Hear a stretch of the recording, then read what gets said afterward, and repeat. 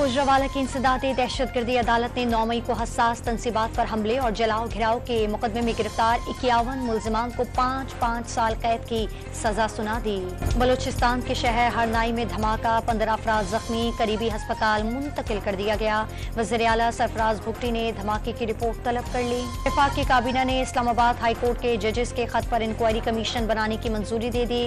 Justice retired तसद्दुक जलानी commission के सरबराह मुकर्रर। दहशतगर्दी के मुकम्मल खात्मे तक चैन से नहीं बैठेंगे, मईशत तेजी से चलेगी तो पाकिस्तान तरक्की करेगा।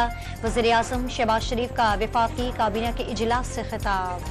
वफाकी वजीर ख्वाजा आसिफ और हमजा शहबाज समेत 41 अरकान असम्बली की कामयाबी के नोटिफिकेशंस लाहौर हाई कोर्ट में चैलेंज कर दिए गए।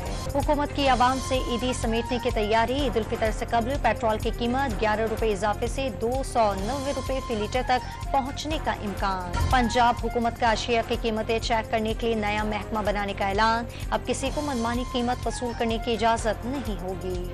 गवर्नर सिंध का हैदराबाद में भी मुफ्त IT कोर्स करवाने का ऐलान। एंट्री टेस्ट की रजिस्ट्रेशन का अमल शुरू कर दिया गया। खैबर पख्तूनख्वा में मूसलाधार बारिशें, छतें गिरने के बायस बनू में 3 कमसन बच्चे, बाजोड़ में माँ बेटी, जबकि शांगला में 2 अफराद लुक़मा अजल बने, 6 जख्मी। PIA की निचकारी से कबल करोड़ों रुपए मालियत के स्पेयर पार्ट्स फरोख्त करने की तैयारियां। इंतजामिया ने टेंडर भी जारी कर दिया। तुर्किया से यूरोप जाने वाला कोयटा का खानदान समंदर में डूबकर जिंदगी से हाथ धो बैठा।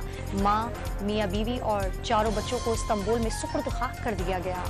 और कराची के 3 अजला के माहौलियाती नमूनों में पोलियो की तस्दीक। मलीर, शर्की और जनूबी के सेवरेज में वायरस पाया गया।